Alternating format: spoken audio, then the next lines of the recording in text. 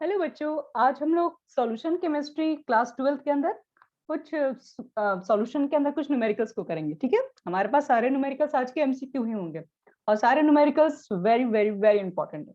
Okay, तो चलो start करते हैं। हमारा आज का पहला क्वेश्चन देखो, हमारा आज का पहला क्वेश्चन क्या है। फर्स्ट क्वेश्चन आपसे कह रहा है for an electrolyte elevation of boiling point is directly proportional to. जो एलिवेशन ऑफ बॉइलिंग पॉइंट होता है, elevation of boiling point delta TB को बोलते हैं। एलिवेशन ऑफ बॉइलिंग पॉइंट किसके डायरेक्टली प्रोपोर्शनल होता है?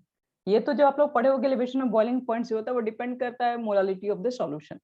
ठीक है, तो हमारा सिंपल सा फर्स्ट का आंसर आपके पास क्या होनी चाहिए? बी, मोलालिटी होनी चाहिए। ठीक है, ये बहुत इजी क्वेश्चन है।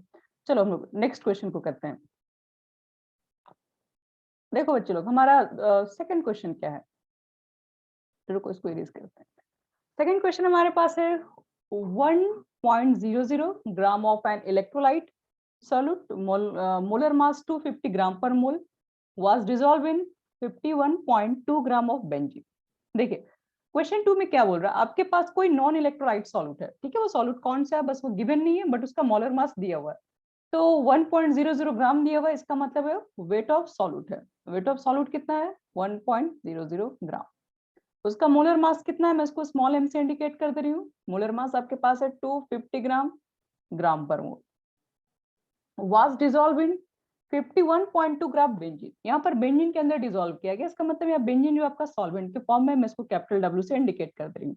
ठीक है, फिर if the freezing point depression constant KF of benzene is, directly बोल नहीं दिया, केएफ की वैल्यू दी हुई है यहाँ पे 5.12 ग्राम, सॉरी ग्राम नहीं होता है, kg kelvin kg mole inverse. क्या पूछ रहा है? The freezing point of benzene will be lowered by, कितना आपका फ्रीजिंग पॉइंट लोअर्ड होगा आपको वो बताना है। ठीक है, मतलब एक्चुअली आपको निकालना डेल्टा टीएफ ही है, डिप्रेशन इन फ्रीजिंग पॉइंट इसी को बोलते हैं। चलिए, तो डेल्टा टीएफ की फॉर्मूला याद कीजिए आप लोग। Delta TF is equal to क्या होता है? 1000। फिर हम लोग क्या रखते हैं? K F into small W और small M into capital W. ये कहाँ से आया होगा? आप लोग पढ़े होंगे ना, delta TF is equal to क्या होता है? के एफ इंटू मोलालिटी, और अब जब मोलालिटी पुट करोगे तो मोल्स ऑफ सॉल्यूट, और मोल्स को तोड़ोगे तो वेट बाई मॉलिक्यूलर वेट, नीचे होता है mass of solvent in KG. तो ये जो मेरा वेट है वो ग्राम में है, इसलिए यहाँ पर 1000 से मल्टीप्लाई है। तो ये हमारे पास फॉर्मूला हो गया, सबकी वैल्यू पुट कर दो आंसर आ जाएगा। ये 1000 हो गया आपके पास। के एफ की वैल्यू कितनी दी? यहाँ पर पढ़ लीजिए 5.12 है, लिख दो 5.12। वेट ऑफ सॉल्यूट कितना बच्चे लोग? 1.00 लिख दीजिए आप। और नीचे आपके पास क्या? मास ऑफ, यहाँ देखिए मास ऑफ सॉल्यूट कितना आपके पास है, तो पहले से क्लियर है 250 ग्राम पर मोल है। और वेट ऑफ सॉल्वेंट कितना दिया हुआ है? 51.2 ग्राम। ये तो लग रहा है कि आपका पॉइंट ऐसे कैंसिल हो जाएगा, आप यहाँ से हटाओगे तो यहाँ पर डबल जीरो आएगा, और यहाँ से हटाओगे तो एक सिंगल जीरो जाएगा। ठीक है, और ये आपका 1 2 3 4, 1 2 3, और आप इसमें से चलिए 3 ही जीरो कैंसिल कीजिए, पूरा 1000 को आप क्या कर दो ना कि पूरा 1000 को हटा दीजिए। शायद मुझे लग रहा है कि 1.5.120 यहाँ पर हो गया, तो 2 जीरो से पूरा 4 तो कट ही गया हमारा। 1 2 3 और 1 2 3 इसका कैंसिल कर दो, 10 को भी रहने दो, ज्यादा सही रहेगा। फिर 5 1 2 तो पूरा कैंसिल ही आपका हो जाएगा। ऊपर से आपका कितना बचेगा? 1.00 यानी 1 ही है, 10/25 आप कर दोगे। इसको डिवाइड कर लो 2 से 5 बार में, और आप जब इसको डिवाइड कर लेंगे तो ये कितना हो जाएगा? 0.4 आ जाएगा। ठीक है, तो फर्स्ट का हमारे पास जो आंसर होगा वो सेकंड क्वेश्चन का जो आंसर होगा 0.4 केल्विन, यानी ऑप्शन नंबर हमारा क्या होना चाहिए? सी होना चाहिए। चलो नेक्स्ट क्वेश्चन देखते हैं हम लोग।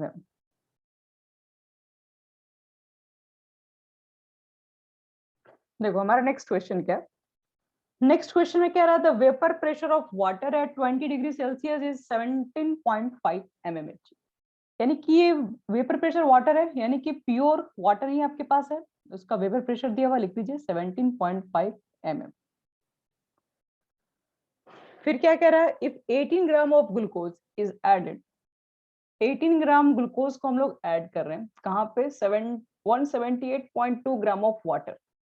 ठीक है, यानी कि कहे तो हम लोग वेट ऑफ सॉल्यूट है, वेट ऑफ ग्लूकोज बोल सकते हो जो भी है। वेट ऑफ ग्लूकोज हमारे पास कितना दिया हुआ है?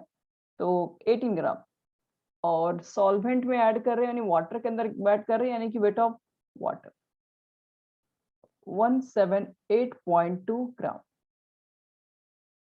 और क्या पूछ रहा है फिर आपसे, the vapour pressure of the resulting solution will be, आपको बच्चे लोग निकालना है पीएस की value, vapour pressure of resulting solution कितना होगा।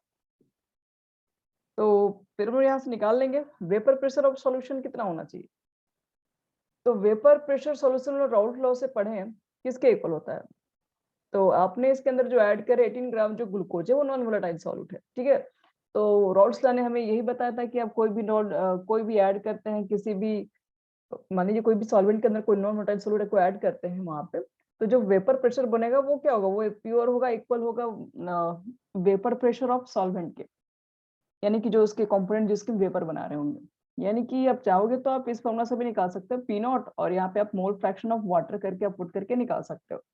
पी नॉट की वैल्यू आपके पास 17.5 है, और यहाँ पर मोल फ्रैक्शन ऑफ वाटर का निकालो। मोल फ्रैक्शन कैसे निकलता है, मोल्स निकलते हैं, वाटर का पहले मोल्स निकालोगे तो गिवन मास आपके पास इतना है, बाई मोलर मास वाटर 18 हो जाएगा।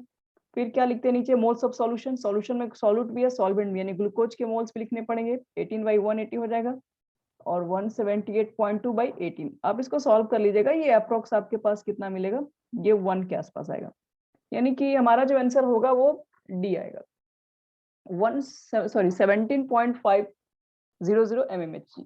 ये हमारा हो जाएगा थर्ड क्वेश्चन का आंसर। चलिए हम लोग इसमें क्या करते हैं, नेक्स्ट क्वेश्चन को बनाते हैं। देखो हमारा 4 नंबर क्वेश्चन क्या है, फोर्थ क्वेश्चन में कह रहा है solution of sucrose molar mass given है has been prepared by dissolving 68.5 gram of glucose, यानी कि वेट ऑफ, सॉरी ग्लूकोज नहीं सुक्रोज, वेट ऑफ सुक्रोज दिया हुआ बच्चे लोग कितना है, तो वेट ऑफ जो आपके पास सुक्रोज है वो 68.5 ग्राम है, ठीक है, नो प्रॉब्लम। और वाटर का भी दे दिया, वेट कितना है, वेट ऑफ H2 आपके पास 1000 ग्राम है। और the freezing point of the solution obtained will be, आपसे पूछ रहा फ्रीजिंग पॉइंट ऑफ सॉल्यूशन बताइए कितने पर ऑब्टेन्ड होगा, और यहाँ पे केव की वैल्यू भी आपके पास है, और ये मोलर मास ऑफ सुक्रोज भी दिया हुआ है, स्मॉल एम इसको हम लोग कहेंगे। तो सबकी वैल्यू पुट कर दो, तो सबसे पहले हम डेल्टा टीएफ निकालेंगे। Delta TF is equal to क्या लिखोगे, केएफ लिखोगे, 1000 लिखोगे, और स्मॉल डब्ल्यू लिखोगे, वेट ऑफ सॉल्यूट लिखोगे, और फिर स्मॉल एम, फिर वेट ऑफ सॉल्वेंट लिखिएगा। सबकी वैल्यू पुट कर दीजिए, आप डेल्टा टीएफ की वैल्यू को फाइंड कर लेंगे कितना आएगा। केएफ की वैल्यू आपके पास 1.86 है, 1000 तो आपके पास ऊपर नीचे कैंसिल हो ही जाएगा, 1000 हो गया। स्मॉल डब्ल्यू कितना है बच्चे लोग, स्मॉल डब्ल्यू आपको दिख रहा है वेट ऑफ सॉल्यूट 68.5 और 342, और वेट ऑफ सॉल्वेंट आपके पास 100 है, 100 नहीं सॉरी कितने 1000 है।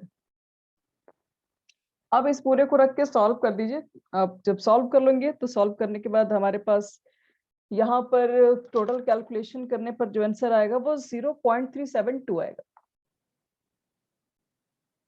ठीक है, 0.273 डिग्री सेल्सियस। अब हम लोग क्या करेंगे, हमें तो boiling freezing point of solution निकालना है। तो delta TF is equal to क्या होता है, delta TF is equal to T naught F minus TF, ठीक है। फ्रीजिंग पॉइंट आपके पास pure solvent minus freezing point of solution. तो डेल्टा टीएफ की वैल्यू पुट कर दो, 0.372 हो जाएगा, और प्योर सॉल्वेंट यानी वाटर का फ्रीजिंग पॉइंट 0 होता है, माइनस टीएफ, तो आपको क्या निकालना है, फ्रीजिंग पॉइंट ऑफ सॉल्यूशन निकालना है। तो टीएफ निकालोगे तो इसको यहाँ लाओगे तो 0 में से माइनस करोगे तो माइनस आ जाएगा आपका 0.372 डिग्री सेल्सियस, यानी कि 0 पॉइंट माइनस में 3 डिग्री, यानी आपका पास ऑप्शन नंबर ए दिख रहा है यहाँ पे है। तो फोर्थ नंबर का हमारे पास जो आंसर होगा वो होना चाहिए ए। चलिए अब नेक्स्ट क्वेश्चन, फिफ्थ नंबर। देखो फिफ्थ नंबर क्वेश्चन में क्या है, फिफ्थ नंबर क्वेश्चन है ए सॉल्यूशन ऑफ यूरिया जिसका मोलर मास आपके पास दे दिया 56 ग्राम, 55 के पावर 6 नहीं है, वो थोड़ा मिस्टेक लिखा हुआ, ठीक है, आप समझिएगा 56 ग्राम पर मोल दिया हुआ, ठीक है, और बॉइल्स एट 100.18 डिग्री सेल्सियस है at the atmospheric pressure if kf and kb for water, ठीक है, दोनों का गिवन वैल्यू है। तो आपको क्या करना है, the above solution will freeze है, आपको बताना है कि जो सॉल्यूशन है वो किस पॉइंट पे फ्रीज होगा, ठीक है। आओ चेक करते पहले हम लोग। अगर हम यहाँ पे डेल्टा टीबी और डेल्टा, अगर हम टीएफ को कैलकुलेट करें तो डेल्टा टीबी के लिए हम क्या लिखते हैं फॉर्मूला, केबी। क्वेश्चन देख लीजिए, आपके पास एक यूरिया है, ठीक है, यूरिया एक आपके पास नॉन वोलेटाइल सॉल्यूट है, उसको हम लोग क्या कर रहे हैं, उसको हम लोग बॉयल कर रहे हैं, और बॉइलिंग पॉइंट उसके आपके पास गिवन है, और यूरिया को एक सॉल्यूशन में डाल के, नहीं कह सकते हो कि सिंपल वाटर के साथ रख के हम लोग क्या कर रहे हैं, उसको हीट कर रहे हैं। एक नॉन वोलेटाइल सॉल्यूट को ऐड करोगे तो बॉइलिंग पॉइंट जो आपके पास होता है वो एलिवेट हो जाता है। वो एलिवेट होकर कितना हो गया, 100.18 डिग्री सेल्सियस और एटमॉस्फेरिक प्रेशर पे। तो पूछ रहा है इफ केएफ और केबी का भी वैल्यू दी हुई है तो आपके पास सॉल्यूशन कितने पर फ्रीज होंगे। अब यूरिया आपने डाल के सॉल्यूशन का बॉइलिंग पॉइंट तो बढ़ा दिया, अब फ्रीजिंग पॉइंट आपको बताना है सॉल्यूशन का कितना हो जाएगा। तो चलिए हम वो भी निकाल देते हैं, सॉल्यूशन का आपके पास फ्रीजिंग पॉइंट कितने आ जाएंगे। तो सबसे पहले डेल्टा टीएफ निकाल देंगे, फिर टीएफ निकाल देंगे। तो दोनों गिवन है, पहले हम दोनों का रेशियो ले ले रहे हैं। तो डेल्टा टीबी क्या लिखोगे, केबी 1000 और स्मॉल एम लिखिएगा। देखिए सब कुछ सेम रहेगा, मोलालिटी आप निकालेंगे दोनों की कंडीशन में यूरिया ही है, तो हम क्या करें, इतना नहीं कुछ कर रहे हैं, केबी इंटू एम लिख दे रहे हैं डायरेक्ट, और यहाँ पे केएफ इंटू एम लिख दे रहे हैं। मोलालिटी दोनों में कैंसिल हो ही जाएगा, इसलिए डेल्टा टीबी की वैल्यू हम लोग कितना पुट कर देंगे यहाँ पे।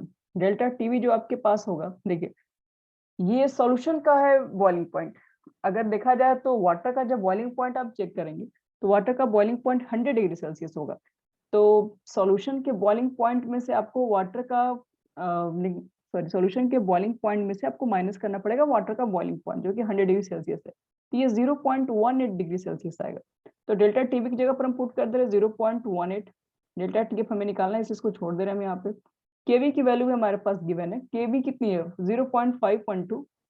और देखिए ये पहली केएफ की वैल्यू है और सेकंड वाली केवी की वैल्यू, केवी की वैल्यू ये होगी हमारे पास और केएफ की वैल्यू 1.86 होगी। तो आप इसको सॉल्व कर दीजिएगा ना जब, तो डेल्टा आपके पास जो टीएफ आएगा मैं बता दे रही हूँ कितना आएगा। यहाँ से कैलकुलेट करने के बाद डेल्टा टीएफ 0.93 आपके पास आएंगे, 0.93। एक मिनट, 0.93 नहीं आएंगे, 0.6539 आ जाएगा। यहाँ पे सॉल्व करके आप चेक करना, 0.6539 यानी कि हम बोल सकते हैं 0.654। ये तो डिप्रेशन फ्रीजिंग पॉइंट है, हमें freezing point of solution find करना है ना, सॉल्यूशन पूछ रहा है फ्रीज किस पॉइंट पर होगा। तो delta TF is equal to क्या होता है, T naught F minus TF. आपको फ्रीजिंग पॉइंट सॉल्यूशन का निकालना है, तो आप टीएफ निकालोगे तो इसको यहाँ लेके जाओगे, इसको यहाँ लाना पड़ेगा। तो डेल्टा टीएफ जो प्योर नॉट वाटर का वो तो 0 डिग्री सेल्सियस से फ्रीज होता है, उसके बाद 0.654 लिखोगे, घटाने पर माइनस में रह जाएगा, यानी माइनस 0.654 डिग्री सेल्सियस, यानी ऑप्शन नंबर हमारा क्या होना चाहिए इसके अंदर, बी हो जाएगा। ठीक है, तो चलो हम लोग इसके अंदर नेक्स्ट क्वेश्चन देखते हैं।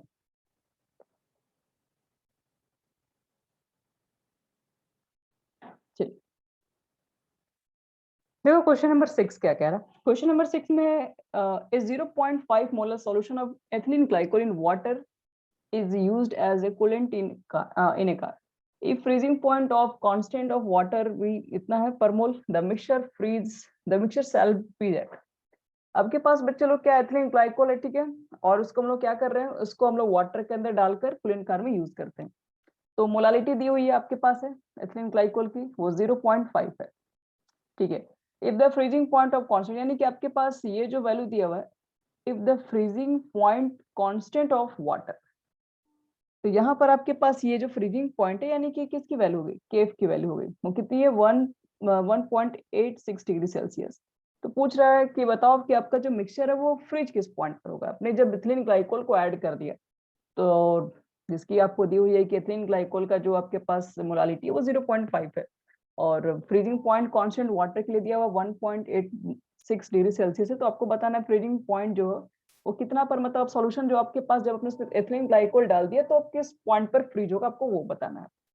तो एक्चुअली हमें फॉर्मूला मालूम है, delta T is equal to क्या होता है, m इंटू के एफ होता है, और m की वैल्यू पुट कर दो कितना 0.5 है, और के एफ की वैल्यू पुट करोगे 1.86, और मल्टीप्लाई करने के बाद ये वैल्यू 0.93 आ जाएगा। तो आपको सॉल्यूशन के बारे में बताना है ना, तो सॉल्यूशन के लिए क्या करोगे, delta T is equal to क्या लिखोगे, T naught F minus T F. T naught F की वैल्यू 0 डिग्री सेल्सियस, और इसको जब इधर भेजोगे तो माइनस 0.93 आ जाएगा, यानी कि ऑप्शन नंबर कितना हो जाएगा बी, माइनस 0.93 डिग्री सेल्सियस। ये आपके पास क्या होगा, सॉल्यूशन फ्रीजिस पॉइंट पर होगा। चलिए क्वेश्चन नंबर 7 देखते हैं। क्वेश्चन नंबर 7 तो सिर्फ इजी क्वेश्चन है, ये तो सिर्फ वर्ड का क्वेश्चन है। Which of the following is a colligative property. Colligative property क्या होता है, सॉल्यूशन की वैसी प्रॉपर्टी जो सिर्फ डिपेंड करती है नंबर ऑफ सॉलिड पार्टिकल्स के ऊपर, ठीक है। तो इसमें हमारा बॉइलिंग पॉइंट तो होता नहीं, होता एलिवेशन बॉइलिंग पॉइंट होता है, वेपर प्रेशर तो होता नहीं, रिलेटिव लॉरिंग वेपर प्रेशर होता है, ऑस्मोटिक प्रेशर है, ठीक है। यहाँ पर डिप्रेशन में फ्रीजिंग पॉइंट होता है, तो सिर्फ फ्रीजिंग पॉइंट नहीं बोल सकते कॉलिगेटिव प्रॉपर्टी है। तो इसमें बच्चे लोग ऑप्शन नंबर हमारे पास होगा सी। चलो नेक्स्ट क्वेश्चन देखते हैं, क्वेश्चन नंबर 8। देखो क्वेश्चन नंबर 8 में है according to Raoult's law relative lowering of vapour pressure for a solution is equal to the. देखिए राउल्स लॉ के अकॉर्डिंग जो relative lowering in vapour pressure होता है, जिसका फॉर्मूला हम लोग क्या लिखते हैं, P naught minus P S बटे में पी नॉट, ये किसके इक्वल होता है, तो पी नॉट को रहने दीजिए। और vapour pressure of pure solvent को क्या बोलते हैं, इसका अगर मुझे वेपर प्रेशर फाइंड करना होगा जब उसके अंदर कोई नॉन वोलेटाइल को ऐड करते हैं तो रिलेटिव लॉरिंग बनता है। तो रिलेटिव लॉरिंग के बारे में आपको बताना है कि जो लॉरिंग इन वेपर प्रेशर यानी पीएस की वैल्यू कैसे निकालते हैं अकॉर्डिंग टू राउल्स लॉ। तो पी नॉट होगा आपके पास और यहाँ पे मोल फ्रैक्शन ऑफ सॉल्वेंट होगा और यहाँ पर पी नॉट ऊपर से कैलकुलेट करोगे तो 1 माइनस मोल फ्रैक्शन सॉल्वेंट जो कि 1 मोल फ्रैक्शन सॉल्यूट के इक्वल आ जाएगा। यानी कि मोल फ्रैक्शन किसके हो गया, सॉल्यूट। इसको बोलते हैं relative lowering in vapour pressure, किसके इक्वल आ गया, मोल फ्रैक्शन ऑफ सॉल्यूट के। यानी कि according to Raoult's law relative lowering of vapour pressure of for a solution is equal to mole fraction of क्या होना चाहिए, मोल फ्रैक्शन ऑफ सॉल्यूट होनी चाहिए। चलिए 8 क्वेश्चन हमारा हो गया। क्वेश्चन नंबर 9 देखते हैं। 9 क्वेश्चन में देखो क्या कह रहा है। 9 में हमारे पास है vapour pressure of benzene 30 degree Celsius is 121.8 mmHg। यानी कि वेपर प्रेशर अब आपके पास प्योर बेंजीन है, यानी बोल सकते हैं पी नॉट बेंजीन का जो वेपर प्रेशर है वो 121.8 है। When 50 gram of non-volatile solute is dissolved in 250 gram of benzene, its vapor pressure decreased। अब जैसे उसके अंदर आप नॉन वोलेटाइल सोल्यूट को ऐड करोगे और आपके पास यहाँ सॉल्वेंट जो है बेंजीन है, तो क्या कर रहा है, वेपर प्रेशर डिक्रीज होके कितना हो गया, तो वेपर प्रेशर डिक्रीज होके क्या रहा है, सॉल्यूशन का वेपर प्रेशर जो डिक्रीज हो गया 120.2 mmHg। तो आपसे पूछ रहा है molecular weight of the solute. तो देखिए ये क्वेश्चन सिंपल है, ठीक है। आपने को अब पता है कि ये वाला फॉर्मूला है relative lowering in vapour pressure P naught minus P S बटे में P naught is equal to the mole fraction of solute, ठीक है। और उसको हम लोग इन केस ऑफ जब डाइल्यूट सॉल्यूशन से जब तोड़ते हैं हम लोग सॉल्यूट का क्या लिखेंगे, मोल्स ऑफ सॉल्यूट बटे moles of solute plus moles of solvent. तो हम लोग क्या यहाँ पर करते हैं, मोल्स ऑफ सॉल्यूट को लिख दो आप N1, ठीक है। और नीचे में आपके पास यहाँ पर जो मोल्स ऑफ जो सॉल्यूट है, ठीक है, मोल्स ऑफ सॉल्यूट की यहाँ पर जो वैल्यू आप कंपैरिजन करोगे सॉल्वेंट के कंपेयर में तो बहुत छोटी होती है, इसको चाहेंगे तो नेग्लेक्ट भी कर सकते हैं। 15 ग्राम आपके पास क्या कोई नॉन वोलेटाइल सॉल्यूट है, उसको हम लोग क्या करेंगे, ऐड कर रहे हैं किसी सॉल्वेंट के अंदर। तो सॉल्वेंट की क्वांटिटी बहुत ज्यादा है, 250 के आसपास है, तो उसमें क्या बोल सकते हैं हम, एक तरीके से सॉल्यूट की क्वांटिटी बहुत कम है, उसको हम नेग्लेक्ट भी कर सकते हैं। तो हमारे पास सिर्फ हम लोग क्या लिखते हैं उसके लिए formula, in case of dilute solution moles of solid बटे में मोल्स ऑफ हमारे पास होता है सॉल्वेंट। और मोल्स के लिए क्या लिखोगे, गिवन मास में मोलर मास। तो देखिए इसको सॉल्व कर लीजिए। पी नॉट की वैल्यू आपके पास कितना है, 121.8 है और माइनस करना 120.2 और बटे में पी नॉट यानी 121.8। और मोल फ्रैक्शन ऑफ सॉरी N1 मतलब moles of solute. Moles of solute कैसे निकालोगे, तो weight by molecular weight. Weight किसका चाहिए, सॉल्यूट। सॉल्यूट के यहाँ पर देखो तो वेट कितना है 15 ग्राम लिख दीजिए। मॉलिक्यूलर वेट, तो मॉलिक्यूलर वेट तो निकालना है, उसको एम से इंडिकेट कर दो, छोड़ दो। फिर नीचे आपके पास मोल्स ऑफ सॉल्वेंट, तो मोल्स यानी गिवन मास कितना है बेंजीन का सॉल्वेंट का 250। मोलर मास बेंजीन का निकालो C6H678 आ जाएगा। और आप इसको टोटल सॉल्व कर दोगे ना तो m की वैल्यू यहाँ से आपके पास निकल के आ जाएगी 356.285, ठीक है, इसी के अराउंड। यानी कि हमें लग रहा है इसका जो आंसर होना चाहिए ग्राम पर मोल 356.2 होगा, मतलब हमारा ऑप्शन नंबर फर्स्ट होना चाहिए इसका, ठीक है। तो चलो इसमें हम लोग नेक्स्ट क्वेश्चन को भी कर लेते हैं, लास्ट क्वेश्चन हमारा इसके बाद है। क्वेश्चन नंबर देखिए 10 क्वेश्चन में क्या करा, 10 क्वेश्चन भी एक सिंपल क्वेश्चन है। क्वेश्चन नंबर 10 में है the system that form maximum boiling azeotrope. आपको बताना है इसमें चारों ऑप्शन में कौन सा मैक्सिमम बॉइलिंग एजिट्रॉप्स बनाता है। मैक्सिमम बॉइलिंग एजिट्रॉप्स का मतलब क्या, मैक्सिमम बॉइलिंग एजिट्रॉप्स का मतलब आपके पास वही होगा जो Raoult's law negative deviation show करता है, ठीक है, वही आपके पास मैक्सिमम बॉइलिंग एजिट्रॉप्स के सॉल्यूशन को बना सकता है, ठीक है। तो आप यहाँ पे सिर्फ इतना चेक कर लो, ये सबसे पहले कि इसमें राउल्स लॉ वाले नेगेटिव कंडीशन में कौन सा है, मतलब नेगेटिव डेविएशन ऑफ राउल्स का कौन सा है। एन-हेप्टेन हमारे पास ऐसा ही नहीं होगा, बेंजीन टॉलिन तो ये सब आइडियल सॉल्यूशन बनाते हैं, राउल्स लॉ हम लोग नॉन आइडियल सॉल्यूशन की बात करते हैं क्योंकि नेगेटिव पॉजिटिव डेविएशन तो नॉन आइडियल सॉल्यूशन के अंदर होता है। और कार्बन डाइसल्फाइड और एसीटोन, ठीक है, ये क्या बनाता है बच्चे लोग, ये पॉजिटिव डेविएशन बनाता है। हमारे पास देखिए एसीटोन और क्लोरोफॉर्म ही है जो कि निगेटिव डेविएशन बनाते हैं। एसीटोन का फॉर्मूला हमारे पास क्या होता है, CH3 C डबल बॉन्ड और CH3, और क्लोरोफॉर्म हमारे पास क्या होता है, CHCl3।